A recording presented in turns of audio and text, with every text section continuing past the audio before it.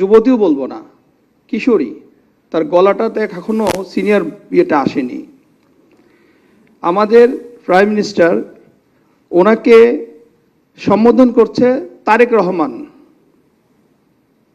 মানে কেমন করে যে কথাগুলো বলছে, যে একজন প্রাইম মিনিস্টার বা একজন প্রধানমন্ত্রীকে যে উনি প্রধানমন্ত্রী বলে সম্বোধন করবে, সেটাও তুচ্ছ তাচ্ছিল্য করে বলছে। এবং আমাদের গেল তত্ত্বাবধায়ক সরকারের যে একজন উপদেষ্টা মহিলা বসে আছেন, সেগুলোতে মজা নিচ্ছেন। এর একটা সামাজিক অবক্ষয় কিন্তু হচ্ছে। এরা কাদের দিয়ে বলাচ্ছি? আমরা বলাচ্ছি হচ্ছে আপনার আমার সন্তানদের দিয়ে বলাচ্ছি। ওই মেয়েটার দেখে আরো 10টা ছেলে মেয়েগুলো শিখছে, তাই না? তা আমাদের মনে হয় এগুলো থেকে আমাদের সরে আসা উচিত।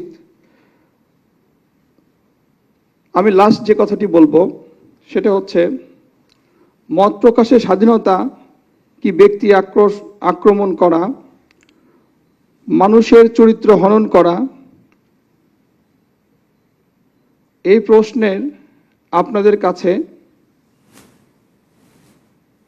এই প্রশ্ন আমাদের কাছে, এগুলো স্বাধীনতা নয়, এগুলো হলো অপরাধ। আমি এটাই বলে শেষ করছি যে আমরা প্রধানমন্ত্রী আপনাদের কাছে যতটুকু ভালো বলছে, ভালো করার চেষ্টা করছে, এটাকে আসলে আমাদের খুব ইয়েভাবে দেখা উচিত না।